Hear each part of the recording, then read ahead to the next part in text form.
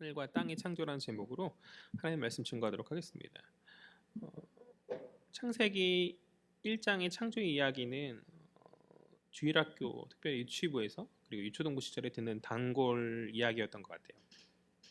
태양이나 달, 여러 별들 혹은 이제 여러 가지 동물 모양으로 만들어진 그런 교구들은 늘 아이들의 흥미를 끌고 하였기 때문에 이 창조 이야기는 인기 있는 설교 주제 중에 하나였죠. 그래서 보통 주일학교를 경험한 어린 시절부터 경험한 그런 신자들에게 가장 먼저 암송한 성경 구절이 무엇이냐라고 묻는다면 아마도 이 창세기 1장 1절이 아닐까. 저도 그랬거든요.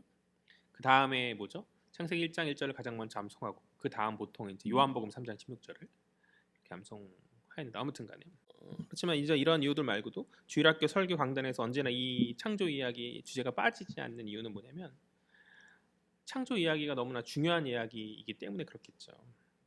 모든 만물의 시작과 그 근원을 이야기한다는 점에서 창조 이야기는 너무나 중요하고 뿐만 아니라 이제 하나님께서 창조하셨다는 이 창조 이야기를 믿지 못한다면 이후에 나오는 어떠한 성경 이야기도 믿을 수가 없잖아요. 그렇기 때문에 이 창세기의 이 창조 기사는 1장에 나온 창조 기사는 우리가 나머지 성경의 내용들을 온전히 이해할 수 있는 기초를 제공하는 아주 중요한 이야기인 것이죠.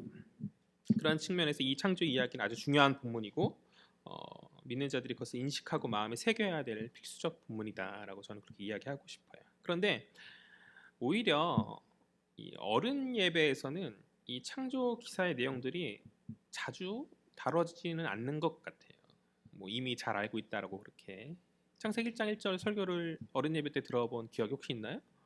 저는 많이 없었던 것 같아요. 이미 다 알고 있다고 성도들이 그렇게 생각해서인지 아니면 이제 창조 이야기 자체가 인생 가운데서 먹고 사는 문제에 씨름하는 우리의 삶의 어떤 문제들의 어떤 것을 적용하기에 거리가 있다라는 그런 생각 때문인지 모르겠지만 아마도 이 두 가지 다 이유가 포함되겠죠.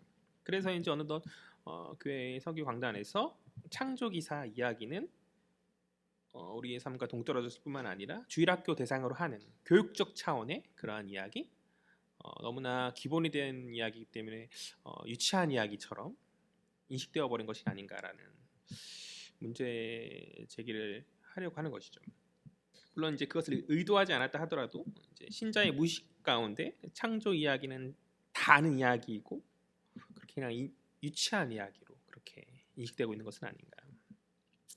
그러나 창조 이야기는 우리가 다 알기에 유치한 이야기로 치부되기에는 너무나 중요한 이야기이고 앞서 말했듯이 모든 만물의 근원과 시작을 이야기하는 뿐만 아니라 이 창세기 특별히 1장 1절의 이 첫 내용, 첫 구절을 우리가 믿음으로 받아들이지 못한다면 나머지 이후의 성경의 내용은 아무 의미가 없는 것이기 때문에 중요한 본문이죠. 뿐만 아니라 우리가 인식하는 것보다 훨씬 많은 공격과 여러 가지 해석의 차이가 이 창세기 창조 기사에서 발생되고 있어요. 이를테면 이런 거죠. 창세기의 이 창조 기사는 이제 고대 근동에 있었던 어떤 바벨론 신화나 어떤 우가리 신화 등과 같은 그런 것에 밀접한 연관을 두고 여러 창조 신화들의 이야기에 그 기원을 두고 있다라는 그러한 주장. 그래서 창조 기사는 이제 문자적 창조를 말하는 것이 아니라 하나님이 어떠한 질서를 세우는 과정을 당대에 있는 여러 가지 세계관, 여러 가지 신화들의 어떤 내용들을 가지고 새롭게 만들어낸 하나의 허구적 이야기다라는 그런 주장들인 것이죠. 또 아니면 이제 창조 이야기의 6일 동안의 창조를 말하잖아요. 그 6일 창조를 문자 그대로 받아들일 것이 아니라 하나님께서 창조하셨다라는 그 내용과 주제를 말하기 위한 일종의 문학적 장치로 이해하는 거죠. 그러니까 문자 그대로 6일 동안 창조한 것을 인정하지 아니하고 이것은 일종의 문학적 표현인 것이다. 창조 기사가 비유라고 말하는 것이죠. 예를 들면 이런 거예요. 마치 예수님 이야기에 선한 사마리아인의 비유의 이야기가 나와요. 그건 비유잖아요. 실제로 사실이 아닌 가상의 이야기를 예수께서 지어내셔서 말씀하신 것이죠. 그러나 그것이 가상 이야기지만 그 속에 나오는 그 메시지는 참이기 때문에 창조 이야기도 그런 예수님의 선한 사마리아의 비유와 같은 그런 이야기다. 그러니까 고대 사람들이 인식하는 그들의 세계관을 가지고 6일이라는 창조의 어떤 틀을 제시함으로 문학적으로 제시함으로 그러니까 문자적이 아닌 문학적인 제시함으로 어떤 메시지를 주려고 하는 그러니까 하나님이 창조하셨다는 그 메시지 우리가 고백하는 그 메시지 동일한 고백이지만 어쨌든 그 과정에 있어서 이 창조 기사 창조 이야기는 사실이 아니다라고 말하는 그런 주장들도 있고 해석이 너무 다양한 거죠. 뿐만 아니라 창조에서 나를 이야기할 때 하루하루를 이야기할 때 정말 그것이 24시간을 말하는가 히브리어로 요미라는 단어인데 이 요미라는 해석을 하나 두고도 24시간이 아니다. 하루 만에 창조가 어떻게 가능한가라는 의문 가운데 어떠한 일정한 시대를 말하는 것이다라고 주장하는 사람들이 있죠. 시대 이론이라고 하거든요. 뭐 무조건 배척할 수는 없는 부분이긴 한 것 같아요. 이건 해석의 차이니까. 그런데 이 시대 이론을 가지고 이제 접목시키는 것이죠. 진화론자들이 말하는 그런 이야기에 조화시켜서 시대 이론으로 보고 그들이 말하는 이야기에 조화되지 않는가. 그래서 하나님께서 만드신 창조를 6일 창조가 아닌 점진적 창조를 이야기하는 그런 주장들. 그러니까 여러 가지 우리가 주일학교 때 배웠던 그런 주장이 아닌 다양하고 또 일정 부분은 우리가 포용할 수도 있을 것 같은 내용들 아니면 완전히 배격해야 될 내용들이 이제 혼잡해져서 이야기 되어지고 있다는 것이죠. 그렇기 때문에 이러한 다양한 주장과 이야기들을 앞서서 우리가 이 창조 이야기를 다시금 정립할 필요가 있다라고 저는 그렇게 생각해요. 교파마다 또는 이제 교단과 그러니까 다시 말해 신앙인들과 불신자들 사이에 이 창세기를 대할 때 너무나 많은 차이를 보이기 때문에 누군가에겐 이 창세기 이야기는 그냥 신화일 뿐인 거죠. 우리에게는 믿음의 대상이고 하나님께 주신 말씀의 계시이지만 누군가에는 어떤 그 애매한 중간에 있는 이야기일 수도 있고 이런 다양한 대답, 다양한 주장들 앞에서 우리가 다시 한번 이 창세기를 한번 살펴보고 우리가 다 아는 내용이었지만 다시 한번 듣고 그것을 마음에 새기는 작업이 필요하고 자주 설교 강단에 선행되어야 된다고 저는 그렇게 생각됩니다. 그래서 다 아는 이야기다 그냥 넘어가자라는 생각으로 말씀드리는 것이 아니라 하나하나 그렇지 마음에 새기면서 듣는 그런 시간 되었으면 좋겠어요. 이제 본문으로 들어와서 성경은 처음부터 첫 구절부터 하나님께서 모든 존재의 근원임을 이제 분명한 어조로 이야기하시죠. 우리 창세기 1장 1절 말씀 다 같이 읽겠습니다. 시작. 태초에 하나님이 천지를 창조하시니라. 1절에서 이제 천지다. 다시 말해서 하늘과 땅이죠. 하늘과 땅이라 말할 때 단순히 이제 하늘과 땅 두 가지만을 창조하셨다고 이야기하는 것이 아니죠. 문학 기법상 이제 모든 것을 말하는 것이죠. 하늘, 땅, 그러니까 우주의 모든 세계를 이제 하나님께서 창조하셨다 그렇게 이야기하고 있는 것이에요. 창세기는 첫 구절에서부터 모든 것의 근원 대신 하나님의 그 장엄한 창조를 선언하고 있죠. 일종의 어떤 제목 타이틀처럼 태초에 하나님이 천지를 창조하셨다라고 분명하게 선언하고 있어요. 그러니까 모든 세계의 근원 되신 그분이 마땅히 모든 만물의 이제 통치자임을 이제 암시하여 주고 있는 그런 구절인 것이죠. 개인적으로 이 성경의 이 첫 구절에서부터 저는 이 성경을 읽는 독자들에게 믿음을 요구한다고 저는 그렇게 생각해요. 하나님의 장엄한 창조 사역과 주권자 되신 그분의 그런 사역을 믿음으로 인정하지 않는다면 다시 말해 1장 1절을 믿음으로 우리가 받아들이지 않는다면 성경 이후에 나오는 모든 내용들은 허구인 거죠. 허구이고 가짜가 될 수밖에 없는 것이죠. 이 구절을 믿음으로 1장 1절을 믿음으로 받아들이지 못할 때 성경은 다른 고대의 근동의 신화들과 마찬가지로 인간의 어떠한 상상력을 기반으로 한 그냥 신화적 이야기가 될 뿐이고 신화라는 것이 교훈을 주긴 하죠. 메시지를 주긴 하죠. 이 신화로 말미암아서 나름의 인간적 어떤 교훈이나 메시지를 발견할 수는 있겠죠. 그러나 이 성경이 신화라면 이 창세기 창조 기사가 신화라면 이 성경을 통해서 우리는 구원과 진리는 발견할 수 없는 것이죠. 그러니까 인간이 만들어낸 이야기를 통해서 그 발견해내는 그 메시지 그런 교훈 안에 무슨 구원과 진리가 담겨 있을 수 있겠냐는 것이죠. 또 이 첫 구절 태초에 하나님이 천지를 창조하셨다는 이 첫 구절을 우리가 믿음으로 받아들이지 못한다면 우리는 합리주의와 과학이라는 이 시대 정신에 매몰될 수밖에 없는 그러한 것이죠. 그러니까 성경이 말하는 이 문자적 그 텍스트를 의심하고 성경의 어떠한 과학이나 어떠한 이제 과학이라는 기준 혹은 인문학적 기준을 들이밀고 어떻게든 우리 인식에 합당한 어떤 합리적인 답을 도출하려고 하는 거죠. 앞서 말했던 문자적 24시간이 아니라 어떻게 그것이 가능한가? 24시간이 아니라 일정한 시대를 말하는 시대 이론이나 그로 말미암은 점진적 창조론과 같은 것들이 바로 이러한 배경에서 나온 것이 아닌가. 그러니까 하나님의 성경 말씀 그 자체에 그 자체가 말하는 것 그대로 인정하지 못하고 세상의 여러 기준들을 대보면서 그러니까 하나님의 말씀이 가장 높은 고차원의 기준에 있어야 하는데 그것이 아니라 자꾸 하나님의 말씀에 동등한 다른 기준을 대하는 거죠. 어떤 인문학적 어떤 지식이라든지 아니면 어떠한 과학적 지식이라든지 우리는 그것을 받아들일 수 없는 거죠. 하나님의 말씀이 오직 유일한 계시임을 믿는 하나님의 말씀이 최고의 권위임을 믿는 우리들에게 그런 것을 무분별하게 받아들인다고 한다면 물론 이제 조화롭게 성경을 더욱더 깊이 있게 발견할 수 있는 도구로 그런 것들을 사용하면 좋겠지만 무분별하게 성경을 판단하는 기준과 잣대로 바라본다면 우리는 성경이 말하는 하나님의 뜻에 온전히 합당한 것을 깨닫기보다는 합리주의와 시대, 인문학적인 시대의 그 시대 정신에 매몰될 수밖에 없다. 그러니까 하나님께서 창조하셨다는 그 하나님의 모든 만물의 주권자라는 그 문자 그대로의 1장 1절의 선언이 우리가 믿음으로 우리 가운데 인식되지 않는다면 그 이후의 이야기는 그 뿌리가 흔들릴 수밖에 없다라는 거예요. 그래서 저는 가장 먼저 성경이 처음으로 말한 이야기를 우리가 주목해야 되고 믿음의 요구다. 저는 그렇게 말하고 싶어요. 그래서 인정해야 된다. 하나님이 모든 것을 창조하신 모든 것의 근원이 되시는 창조도 하나님이시다. 우리 성경이 가장 처음 우리에게 요구하는 이 믿음의 요구에 그것을 믿음으로 인정하고 그것을 믿음으로 받을 마음의 자세를 가져야 하는 줄 저는 그렇게 믿습니다. 2절 말씀 보죠. 2절 말씀 다 같이 읽겠습니다. 시작. 땅이 혼돈하고 공허하며 흑암의 깊음 위에 있고 하나님의 영은 수면 위에 운행하시니라. 이어진 2절은 땅의 혼돈과 공허와 흑암의 깊음을 이야기하고 있어요. 혼돈과 공허와 흑암의 깊음, 무언가 혼란스러운 것을 표현하는 것들이죠.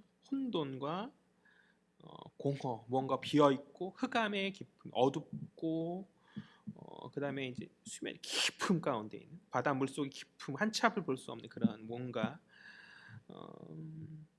어둠과 공허와 깊음의 물이라는 그런 혼돈의 상황 가운데 이제 하나님의 창조는 이제 하나님의 영이 질서를 2절에서 이제 하나님의 영이 질서를 잡고 세상을 조성하기 위한 작업을 진행하고 있는 것이죠. 일부 학자들은 이 2절 이 최초의 혼돈의 시간이 이제 하나님께 반기를 든 사탄의 타락이 있었던 시기로 그렇게 보기도 해요. 그래서 하나님께서 이 혼돈의 질서를 바로잡는 이 창조를 구속의 첫 행동이다라고 그렇게 구속사역의 첫 행동이다 이야기하기도 하는데 그들의 주장이 이해가 되는 측면이 있어요. 이제 창세기 3장에 갑자기 뱀이 나오잖아요. 그래서 이제 이런 해석을 통해 해결이 되기도 하지만 그러나 성경은 그것을 말하고 싶은 것이 아니에요. 우리가 이제 추측할 수는 있는 거죠. 추측할 수는 있지만 여기서 성경이 말하고 싶은 것은 뭐냐면 하나님의 창조 그 자체인 거죠. 나름 추론해 볼 여지는 있지만 성경은 그런 이면을 이야기하기보다는 우리의 흥미로는 그런 것도 좀 기록해 주셨으면 좋았을 텐데 그런 것에 대해서 언급하지 않죠. 그래서 함부로 이것이다라고 제가 이 자리에서 말하고 싶지 않아요. 어떠한 이면을 이야기하고 성경 그 말하지 않는 그 이면 그것을 이야기하기보다는 말 그대로 혼돈을 잠재우시고 질서로 세우신 하나님의 그 창조 자체를 지금 이제 2절에서부터 이야기하여 주고 있는 것이죠. 저 개인적으로는 이 2절의 혼돈과 공허와 흑암의 상태는 1절에서 말한 하나님의 창조의 그 시작을 통한 무에서 유가 생긴 그런 상황. 그러니까 하나님 태초에 아무것도 없는 무의 공간에서 창조를 선언하셨잖아요. 그 가운데 2절에서 어떤 유가 생겨난 어떤 물질적인 그런 것이 생겨난 그러나 아직은 본격적인 창조가 시작되지 않았기 때문에 혼돈과 질서가 잡히지 않은 그러한 상태를 말하는 것이 아닌가 저는 그렇게 해석하거든요. 그러한 혼돈의 세계를 이제 2절을 보면 하반절을 보면 하나님이 보존하면서 품으시는 장면인 거죠. 2절의 하반절에 하나님의 영이 수면 위에 운행하신다라고 말하잖아요. 그러니까 하나님의 영이면 성령인 거죠. 성령께서 이제 물로 뒤덮인 어떤 지구의 표면에 운행하시는 그런 모습을 이야기하고 있는데, 이 운행하신다라고 말할 때 운행하신다는 이 동사, 히브리어 동사는 이제 알을 품다라는 그런 뜻이에요. 그러니까 새 생명의 탄생을 열망하면서 알을 소중히 감싸고 있는 그러한 이미지다. 형체가 없고 생명이 없는 그런 물로 뒤덮인 땅에, 그러나 하나님께서 그것을 붙잡으시고 지금 보존하시면서 하나님께서 그 위를 운행하시는 거, 생명을 불어 넣어주고 계시는, 다시 말해서 그것의 미래를 지금 보장하여주고 계신 그런 장면인 것이죠. 굉장히 장엄한, 우리가 머리로는 이해할 수 없는 장면이죠. 하나님의 영이 피조개를 붙드시면서 이제 본격적인 작업을 시행하고자 하시는 그런 장면이다 이 말이죠. 3절부터 이제 우리가 잘 아는 주일학교 때 배웠던 창조 이야기가 이제 본격적으로 시작되죠. 3절 말씀 다 같이 읽어보겠습니다. 시작. 하나님이 이르시되 빛이 있으라 하시니 빛이 있었고. 이제 본격적인 하나님의 창조가 이제 빛을 통해서 시작되죠. 이 빛이 이제 다른 데서 유래한 것이 아니라 하나님에 의해서 기인되었음을 이제 천명하고 있고, 왜냐하면 고대 여러 애굽이나 여러 신들이 태양 신을 섬기고 막 이랬었잖아요. 빛 자체가 어떤 신으로 섬기고, 그러나 그 빛조차 하나님 아래에 있는 것이죠. 그것을 천명하면서 특별히 우리가 생각해 볼 것은 뭐냐면, 이 빛의 창조는 2절에서 이야기했던 혼돈 가운데 그 흑암이 있었잖아요. 혼돈의 모양 가운데 흑암으로부터의 분리를 말하는 것이죠. 이 창세기가 쓰여진 배경이 언제죠? 하나님 천지를 창조하실 때 성경이 쓰여지지 않았죠. 한참 지나고 나서 언제 쓰여져요? 누구에 의해서 쓰여지죠? 출애굽 시대에 모세에 의해서 쓰여졌죠. 우리는 그 사실을 알아야 돼요. 창세기, 출애굽기, 레위기, 민수기, 신명기까지 이 모세 오경이라고 하죠. 그래서 이 5가지 성경은 모세의 시대에 쓰여졌어요. 모세가 하나님의 영감을 받고 창조를 누구도 알지 못했던 창조의 신비를 하나님의 영감 가운데 모세가 이제 하나님의 감동 가운데 기록한 그런 거죠. 그런데 애굽에 이스라엘 백성이 출애굽할 때에 바로가 그것을 거부하죠. 내 백성을 보내라는 요구에 거부하고, 하나님께서는 바로를 징벌하시면서 10재앙을 내리시잖아요. 그때 7번째 재앙이 바로 흑암 재앙이었죠. 피, 개구리, 이파리, 악질, 독종, 우방, 메뚜기. 9번째네요. 흑암이 9번째 재앙이죠. 9번째가 바로 흑암 재앙이었죠. 그런데 그 흑암이 애굽 땅 전역에 이제 임하게 되어질 때, 애굽의 백성들에게는 흑암이 재앙으로 임하였는데, 하나님의 이제 백성 이제부터 될 이스라엘 민족에게는 그 흑암 가운데 광명이 비추는, 성경 그것을 이야기하거든요. 그렇게 이제 애굽과 이스라엘이 구별되어지는 사건을 성경은 이야기하는데, 이 이스라엘 민족이 이 창세기의 성경 구절을 읽었을 때, 이 창세기의 첫 시작을 읽을 때 그들은 그 사건을 기억했을 것이라는 것이죠. 자신들을 애굽과 구분하시고 구원하시는 하나님의 그 사역, 즉 하나님의 사역은 첫 시작부터 구분의 사역이다. 창조의 첫 시작부터 하나님께서는 흑암 가운데 빛을 창조하심으로 말미암아 흑암으로부터 분리하셨고, 출애굽 시대에 와서는 당신의 백성들 역시 애굽은 어둠 가운데 두시지만 그러나 당신의 백성은 광명을 비추면서 빛으로 구분하시는 것이죠. 이것은 오늘날의 우리의 시대와 마찬가지라는 것이죠. 죄 가운데 흑암 가운데 사로잡힌 하나님의 백성들을 당신의 영광의 빛으로 밝히시고 구분하시고 거룩하다 하시는, 우리는 그러한 하나님 구속 사역의 한 측면을 이제 오늘 첫 번째 창조인 빛의 사역을 통해서 우리가 살필 수 있다는 것이죠. 하나님께서 창조하신 이 첫 번째 창조인 빛의 창조는 이러한 구속 사역, 구원하시는 구속 사역이라 하잖아요. 구속 사역의 어떤 신학적 의미뿐만이 아니라 이후부터 이제 쭉 진행되어질 모든 창조의 어떤 틀을 제공하는 중요한 의미가 있죠. 5절을 보면 이제 저녁이 되고 아침이 되니 이는 첫째 날이다라는, 이게 처음부터 마지막 창조 때까지 계속해서 반복돼요. 첫째 날, 둘째 날, 셋째 날 이것만 바뀔 뿐이고, 이제 계속 마치 노래를 부르듯이 하나님의 그런 창조의 영광을 찬양하듯이 이렇게 어떤 운율을 갖추고 이렇게 반복되거든요. 그것이 가능한 것은 첫째 날에 이제 빛이 생겼고 그 빛이 창조의 틀을 만들었기 때문에, 저녁과 아침 구별이 빛으로 인해 되는 것이잖아요. 어떠한 이 빛의 창조가 시간상의 리듬을 만들어내서 창조의 틀을 제공하고 있다. 우리가 이 첫 번째 창조를 그렇게 이해하면 될 것 같습니다. 그 다음에 빛 다음에 창조하신 건 뭐죠? 바로 물과 궁창이죠. 우리 6절 말씀 볼까요? 6절 다 같이 읽겠습니다. 시작. 하나님이 이르시되 물 가운데 궁창이 있어 물과 물로 나누라 하시고, 이제 여기서 궁창은 뭐냐면 이제 하늘이죠. 하늘, 대기, 창공을 말하는 것이고, 궁창 아래의 물은 이제 표면에 있는 그런 물을 이야기하죠. 아직은 땅이 생겨 있지 않아서 다 물에 잠겨 있는 그런 상태라서 그냥 표면의 물을 이야기하고, 이제 물을 나누시는 그런 사역을 하시는데, 세 번째 10절과 11절 말씀 보죠. 10절 말씀 읽겠습니다. 시작. 하나님이 묻힐 땅이라 부르시고 모인 물을 바다라 부르시니 하나님이 보시기에 좋았더라.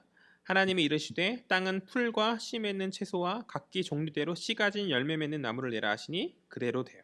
세 번째 창조는 뭐예요? 땅의 창조죠. 땅의 창조. 그리고 채소와 과목, 식물을 이제 만드시는. 여기서 우리가 살핀 건 정리할 건 뭐냐면, 첫째 날부터 셋째 날, 첫째 날, 둘째 날, 이 셋째 날은 생물과 같은 여러 피조개들이 거할 수 있는 환경을 만드신 사역으로 보면 될 것 같아요. 식물이 왜 들어가냐? 히브리 사람들은 식물을 어떤 생물로 인식하지 않았어요. 그래서 첫 번째, 둘째 날, 셋째 날 모두는 어떠한 환경을 만드시는, 공간을 만드시는 사역으로 우리가 보면 돼. 그렇게 정리하면 될 것 같고, 그러니까 창조 사역, 하나님의 6일 창조는 두 개로 나눌 수 있는 거죠. 첫째 날부터 3일의 시간은 이제 피조개들이 거할 수 있는 어떤 환경과 공간을 만드는 사역이었다면, 이제 나머지 넷째 날부터 여섯째 날의 사역은 만들어진 그 공간을 대응해서 그것을 채우는 사역으로. 그래서 네 번째 사역이 해, 달, 별, 첫 번째가 이제 빛이 거기에 대응하는 것들로 이렇게 채워지는 사역이 되거든요. 앞서 하나님의 사역이 어떤 분리의 사역을 이야기했었다면, 첫째 날 사역, 분리의 사역을 이야기했었다면, 이제 하나님께서는 분리의 사역과 동시에 공허의 빈자리를 채우는 사역을 하시는 것이죠.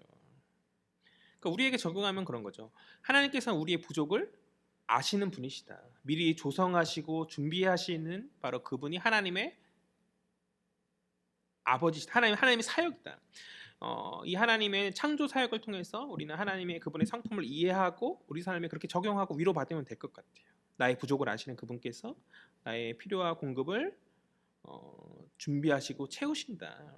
그러한 주님을 믿음으로 삼가도 위로받는 저와 여러분 되었으면 좋겠어요. 11절을 보면 또 식물을 지으실 때 각기 종류대로 지으셨다 말하거든요. 각기 종류대로. 그러니까 중요한 단어죠. 이 단어가 왜 중요하죠? 하나님께서 분명히 식물과 다른 식물의 종들이 창조의 분리된 행위들로 창조되었음을 이야기하고 있어요.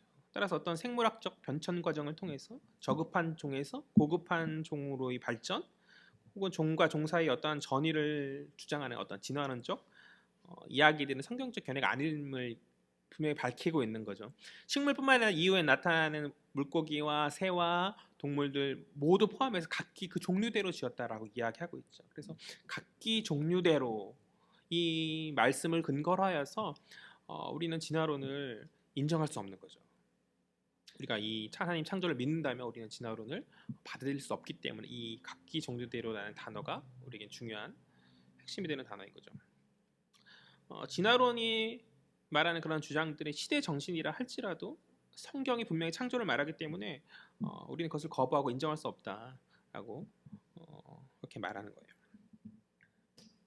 네 번째, 이제 넷째 날부터는 이제 앞서 말한 공간을 채우는 방식으로 진행되는데 16절 말씀 볼까요?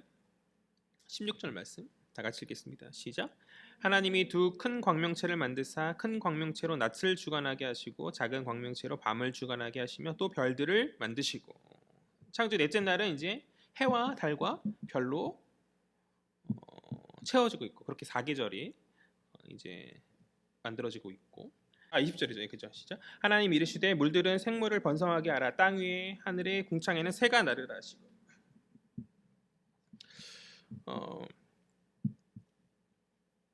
다섯째 날에는 여러 바다 생물을 말씀하시죠. 여러 바다 생물. 그리고 뭐예요? 물속에는 바다 생물. 그리고 하늘에는 뭐예요?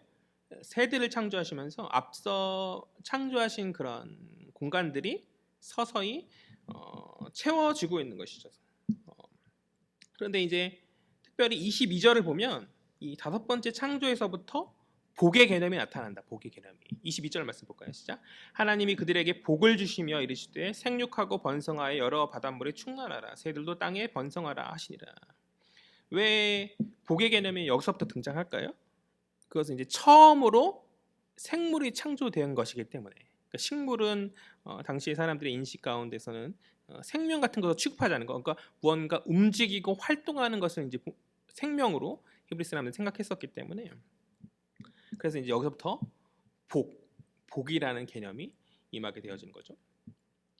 24절 보죠. 24절. 시작. 하나님이 이르시되 땅은 생물을 그 종류대로 내되 가축과 기는 것과 땅의 짐승을 종류대로 내라 하시니 그대로 되니라. 26절이요.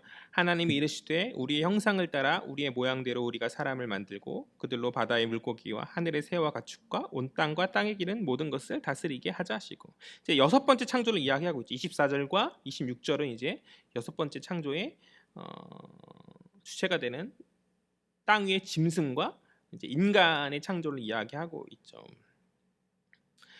이제 여섯 번째 창조, 동물과 인간이 창조됨으로 말미암아서 앞서 창조하셨던 빈자리들이 충만하게 채워지는 것을 성경은 이야기하고 있어요. 우리가 포인트로 잡아야 될 것은 뭐냐면 동물의 창조와 인간의 창조에 차이가 있다는 것이죠. 그 앞에 모든 창조와 인간의 창조가 사실 차이가 있다는 것이죠. 인간은 다른 피조물들과 다르게 어떻게 해요? 하나님께서 우리가 만들고라고 얘기해요. 그러니까 어떠한 인격적 어휘를 사용하심으로 만드시죠. 26절을 보면 그러니까 우리의 형상을 따라 우리의 모양대로 우리가 사람을 만들고, 하나님 스스로 자신을 우리라고 부르시죠.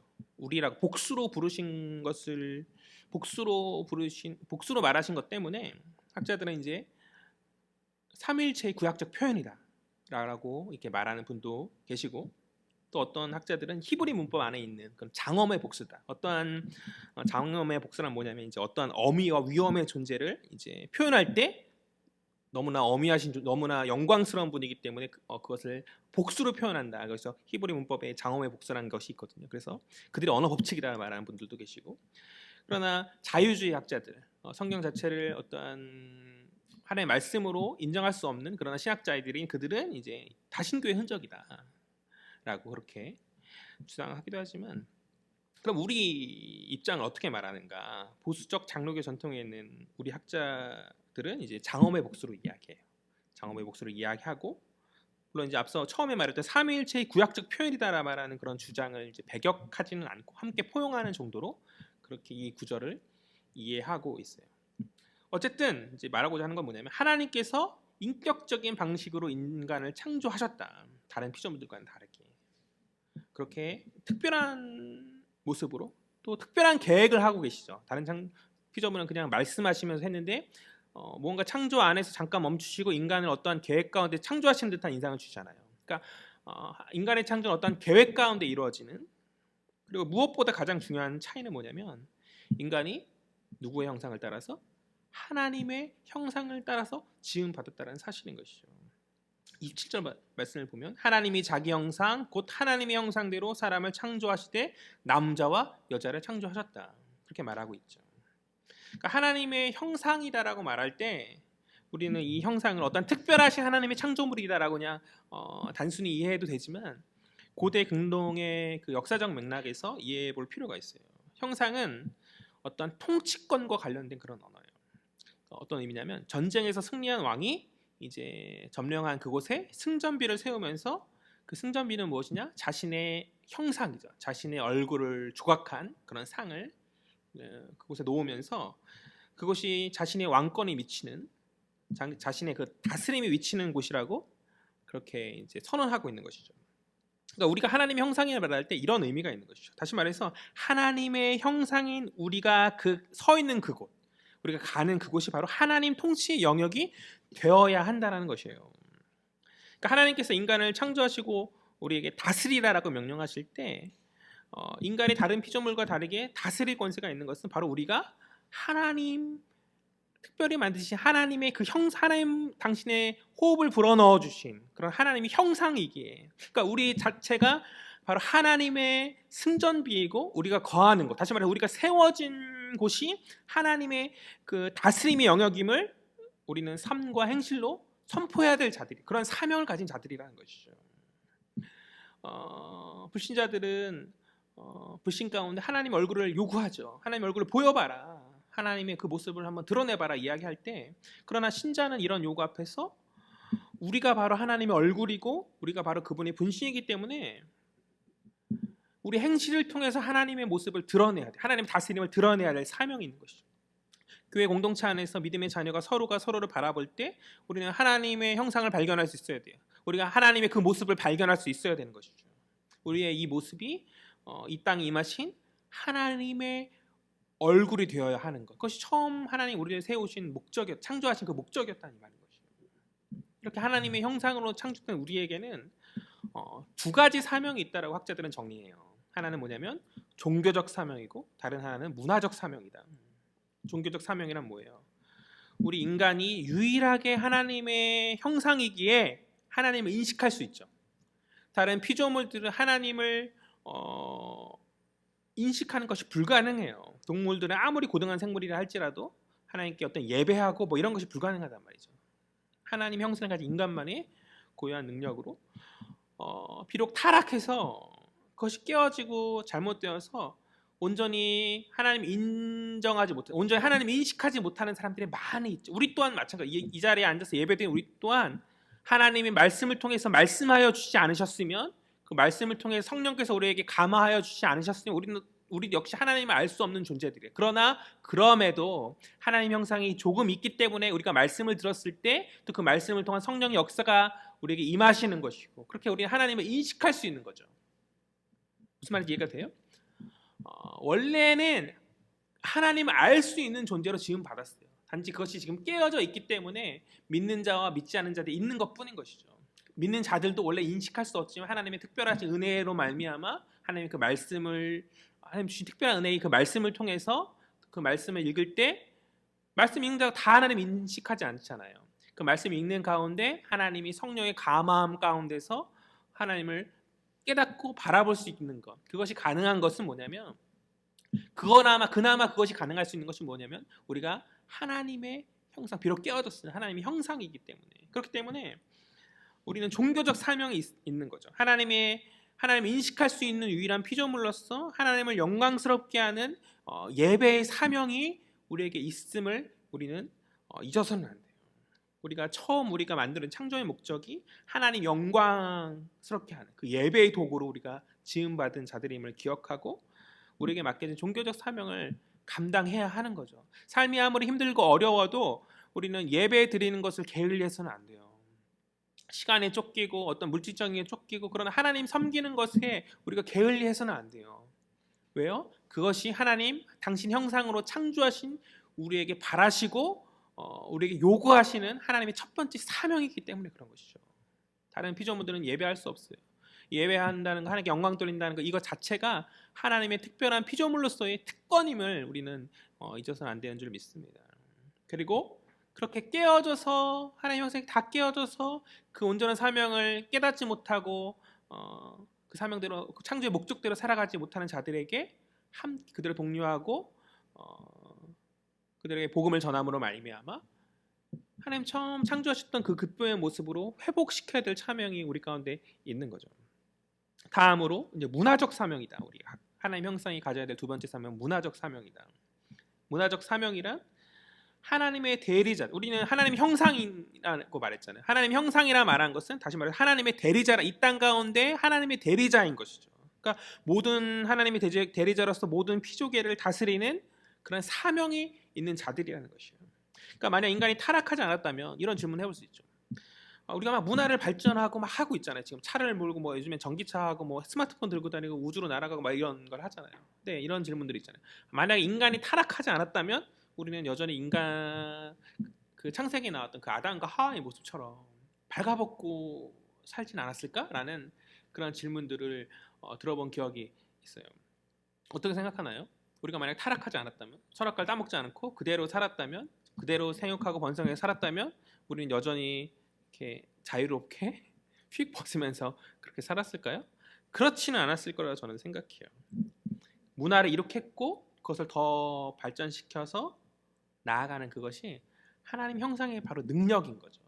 오히려 저는 더욱더 세련되고 더욱더 고상하고 더욱더 멋지게 이렇게 전기차가 요즘에 막 이야기 나오는 이유가 뭐예요? 남극 녹고 막 환경 오염 심각해지니까 그래서 이제 친환경으로 돌아가자라는 그런 노력의 일환으로 전기차가 나오고 있는 것이잖아요. 그러니까 이렇게 자연과 어떤 또 사람들과 사람들 사이 안에서 인격을 파괴하는 방식으로의 어떤 문화적 발전이 아니라 조화와 질서의 방식으로 하나님께서 처음 창조하셨던 그 세계를 충만하게 채우는 아름다운 방식으로 지금보다 더욱더 우리가 건설되지 않았을까 저는 그렇게 보거든요. 우리는 하나님의 대리자로서 세상의 모든 만물을 조화롭게 다스리는 그리고 세상의 모든 문화적 그런 것들을 발전시키면서 충만하게 해야 될 그런 사명이 있는 자들인 것이죠. 우리는 우리 스스로 아무것도 아닌 자들이 아니라 하나님께서 특별히 창조하신 하나님의 대리자임을 인식하고 하나님 창조 세계를 창조하시는 6일 가운데 하나님 보시기에 좋았다 말씀하셨잖아요. 그 보시기에 좋았다라고 말씀하신 그 창조 세계를 우리가 정말 그분이 보시기에 기뻐하실 수 있도록 그렇게 유지하고 관리하고 충만히 발전해 나가는 사명이 있다는 것이죠. 말씀을 정리할게요. 창세기 1장을 통해서 하나님께서 창조하신 6대 창조 기사들을 살펴보았어요. 간략하게 살펴보았는데 이 창조 내용 그냥 주일학교 때 듣는 익히 잘 아는 그런 내용으로 치부하고 우리가 넘어갈 것이 아니라 다시금 하나님의 창조를 우리 가운데 마음에 새기면서 그 창조 하나하나의 의미를 묵상하면서 창조주 하나님의 영광과 위엄을 깨닫는 저희들 되었으면 좋겠습니다. 또 창조를 불신하는 마른 이론들과 그들의 주장 앞에서 신자는 성경이 말하는 내용들 하나하나를 믿음으로 받으면서 그것을 지키는 데 힘쓰는 자들인 줄 믿어요.